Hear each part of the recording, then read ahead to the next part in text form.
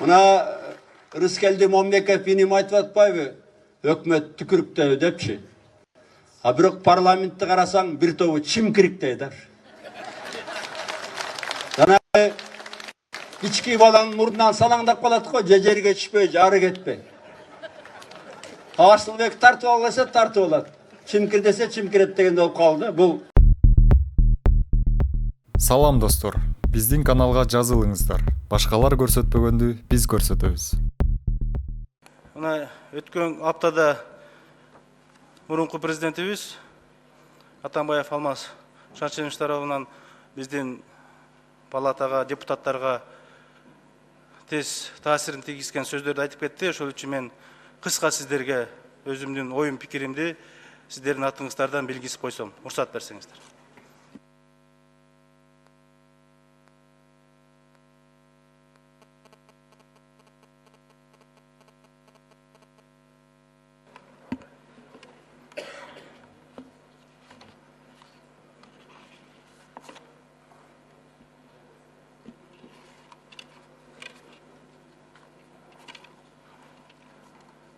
Урматтуу депутаттар, апта сонунда экс-президент Алмазбек Атамбаев Аксы окуясынын курмандыктарынын Куран окутуу маалында бир катар саясий билдирүүлөрдү жасап, анын ичинде Жогорку Кеңештин депутаттарынын атына дагы сөз тийгизди. Мындай учурларда Жогорку Кеңештин регламентине ылайык төрага жооп бериши керек. Андыктан кыскача кайрылууга уруксат бериңиздер. Урматтуу Алмазбек Шаршенович, Кыргыз эли соңку 30 жылга жакын убакыттын ичинде авторитардык бийликтин ар түрдүүсүн баштан өткөрдү. Сиз айтып жаткан үй бүлөлүк кландык башкаруу 2002 жылы Аксыдагы кан төгүүгө себеп болгон. 2005-2010 жылдары элдик революцияларга алып келген. Бийлик серисиндеги бир беткейлик, кошоматчылык жана коррупциянын гүлдөшү элибизди нааразы кылган. Өлкөнү сиз жетектеген 2011 жылдан 2017 жылга чейинки аралыкта бир катар жакшы иштер жасалды. Аны танбайбыз. Анын ичинде парламенттик демократияга карай кадамдар ташталды. Жогорку Кеңеште көп партиялуулук, ачык айкындуулук, плюрализмдин белгилери пайда болду. Бирок ошол эле маалда көптөгөн терс көрүнүштөр болгону, ири коррупциялык иштерге жол берилгени, Кыргыз элин карызга батырып, чоң долбоорлордун арты менен оңдогон сиздин жан жөкөрлөрүңүз байыганы, атүгүл бийликти узурпация кылуу аракети болгону, тилекке каршы сиз башкаруудан кеткенден кийин билинип отурат. Анын себебине дагы токтоло кетейин.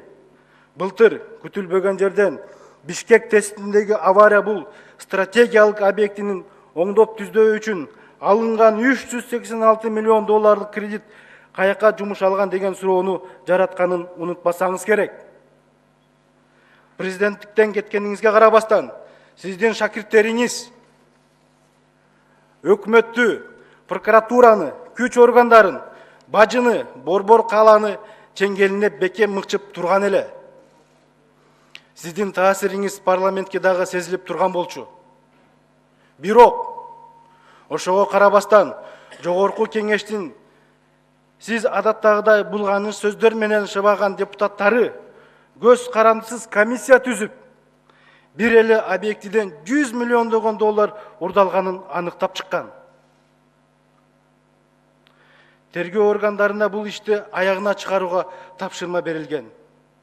Иликтөө иштеринин жүрүшүндө былтыр ушул маалда өкмөт отставкага кеткенин, бир эмес, эки мурдагы премьер-министр, өкмөт мүчөлөрү, мурдагы мэрлер, бажы кызматынын жетекчилери, жалпылап айтканда оңдогон таасирдүү адамдар камакка алынганын баарыбыз билебиз. Урматтуу Алмазбек Шаршенович, Кыргыз элин карызга батырган парламент эмес. Чет элден келген гранттарды, кредиттерди өөнөп жеген бул парламент эмес.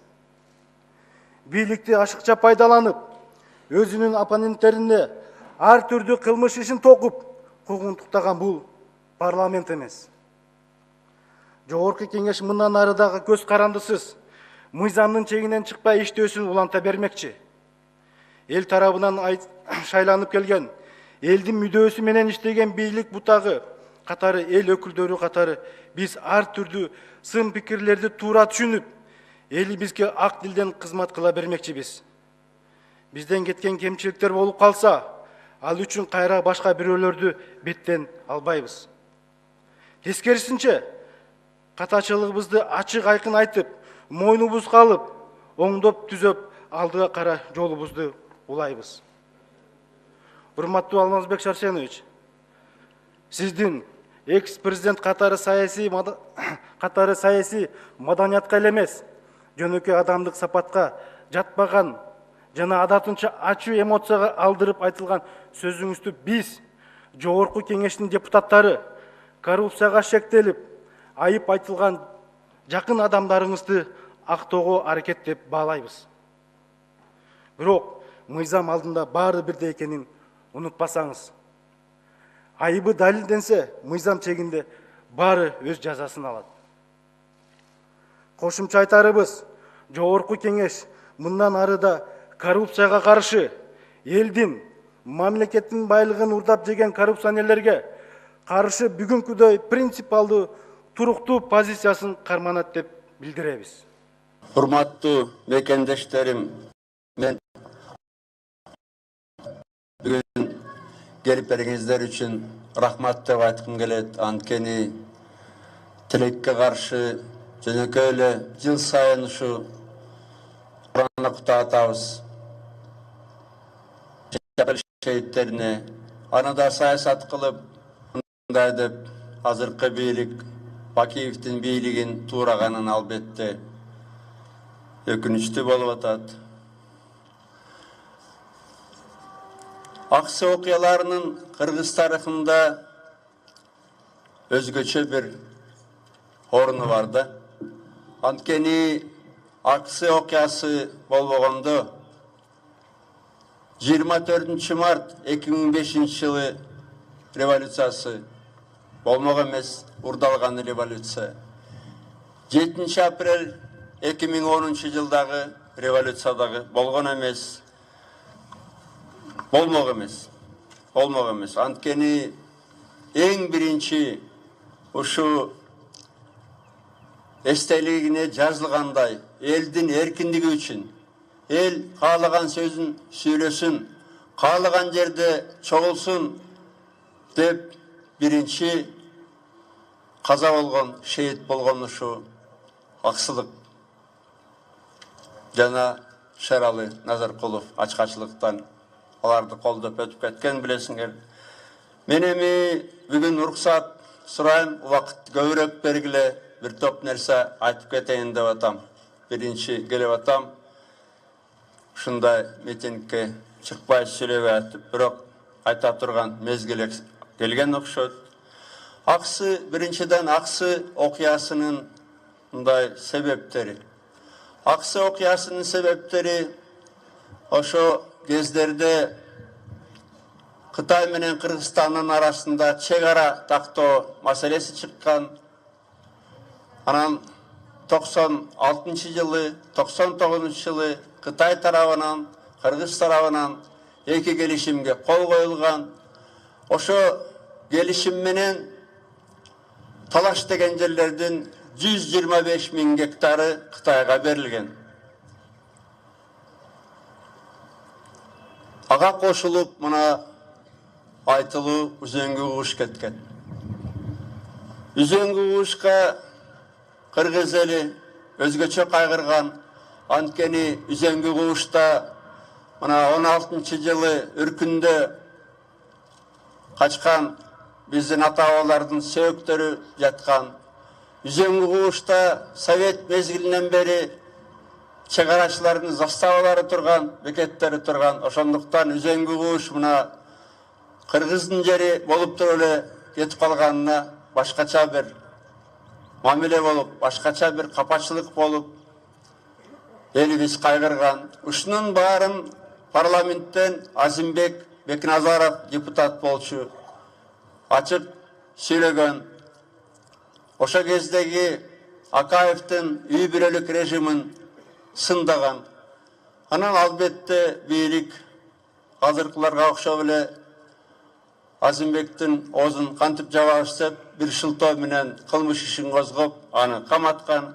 Анан кийин эл көтөрүлгөн, айылдаштары көтөрүлгөн, аксылыктар көтөрүлгөн.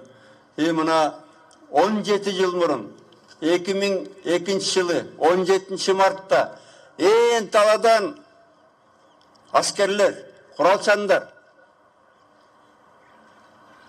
бийликтин буйругун аткарып, куралы жок карапайым элди аткан. Орусча айтканда расстрел болгон. Ошол жерден 5 киши көзүн жумган, андан тышкары ондогон жаракат алгандар бар. Мен эсимде бар, мен ушу 2002 жылдын башында январга Турцияга кетип калгам, мажбур болуп.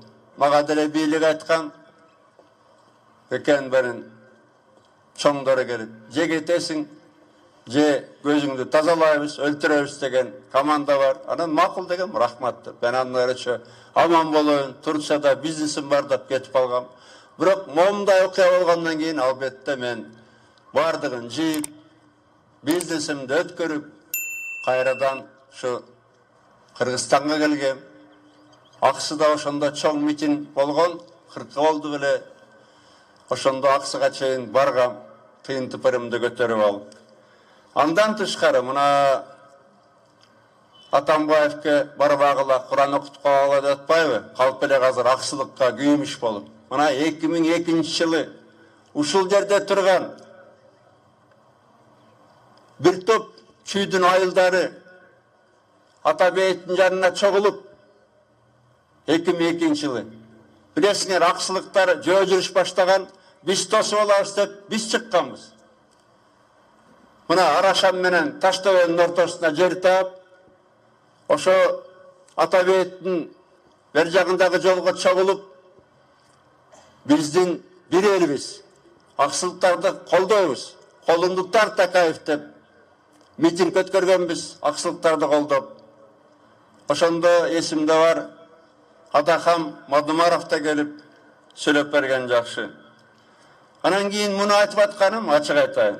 2002 жылы Сооронбай Жээнбеков вице-спикер, акеси Жусуп Жээнбеков губернатор.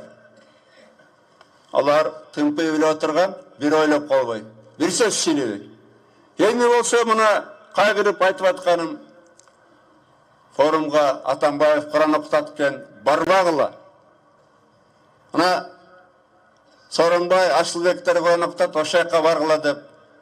Мына эрикпей үйлөрүнө чыгарып, үйлөрүнө чейин барып, бүгүн мына жаракат алган аксылыктар келмек. Өтүп өткөндөрдүн балдары келмек. Аларды үркүтүп, көндүрүп келген жок. Муну аксылыктар үчүн айтып атам, андан бери 17 жыл өтүп кетти. Мүмкүн жаштары билбейби, билип жүрсүн. Мына биз турганбыз 2002 жылы. Жээнбековдор жылы жумшак отурганда биз көтөрүлгөнбүз. Бир элибиз, колдойбуз аксыны да. Ошол эле кеминдиктер да келип берген ошол митингде 2002 жылы. Хакаевке каршы. Андан тышкары бул Бакиев келгенден кийин аксылыктардын каармандыгы унутулуп баштаган. Анан 2012 жылы билесиңер, мен атайын президент катары указ чыгаргам. Аксы окуясынын 10 жылдыгын Кыргызстан, бүт Кыргызстандын деңгээлинде өткөрөлүк деп. Андан тышкары бир нерсе айтайын, билбейсиңер, аксылыктар да билбейт. Мына ак үйдүн жанында турган эстеликте биринчи долбоор боюнча жалаң гана 7 апрель деп жазылмак. Анан мен долбоорду көрүп туруп айттым, аксы окуясы болбогондо 7 апрель болмок эмес деп. Аксыны мына элдин эркиндиги үчүн 2002 жылы аксы, 2013 жылы апрель окуяларында курман болгондордун жаркын элесине деп акысыны биринчи кылып мен жастарга мына азыр мени бөлөк бөтөн деп бөлүп аткан Жээнбековторго жанындагы майда шайтандарын айтам да.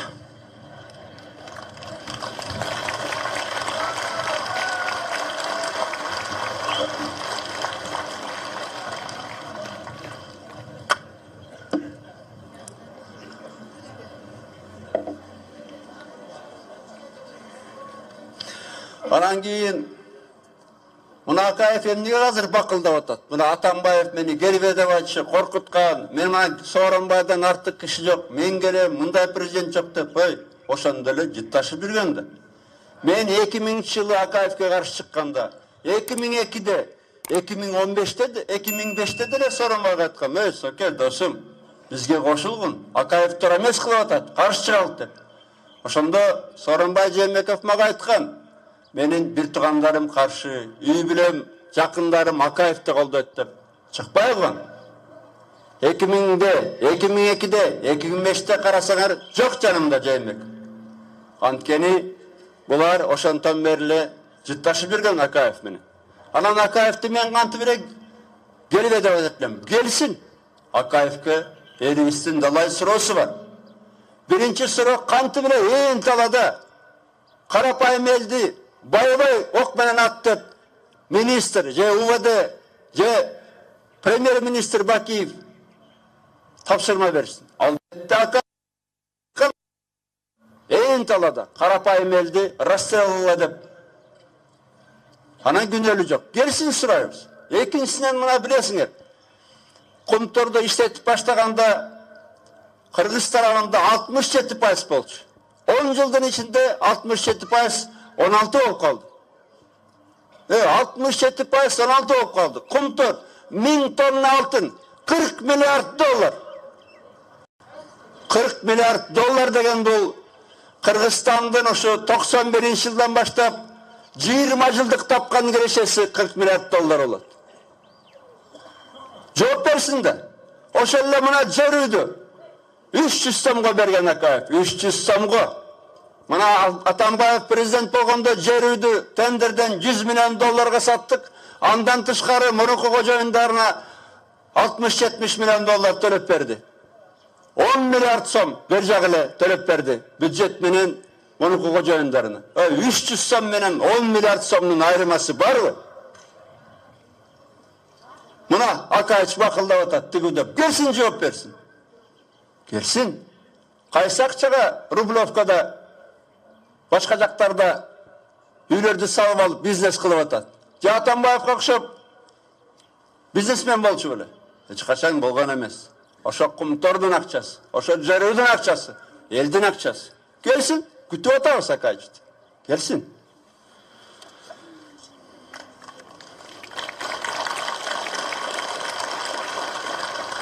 Bir нерсе дагы айтып кетейин. Мына Аксы окуясы болбогондо, албетте 24 март революциясы да болгон эмес. Кийин Бакиев урдап кетти үй бүлөсү менен, бирок аксылыктардын да жакшылыгын дароо унутту. Мен муну эмнеге айтып атам? Мына бир жыл өтпөй 2006-жылы күзүндө Ташкентке барып туруп, именно ушу аксылыктардын жерин берип бергенде. Бакиев, Жекшенкулов жана башкалар. Аксы дагы мына азырга чейин парламенттен өтө элек, бирок расмий документтер бар, кол коюлган. Кыргыз өкмөтүнүн макулдугу менен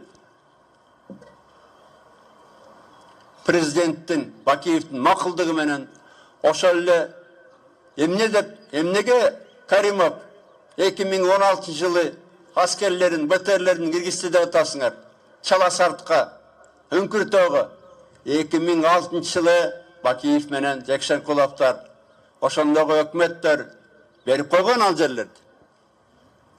Мына азыр чек араны тактаганда айла жок, ошо берилген жердин ордуна бирдеме бериш керек болот кыргыздарга.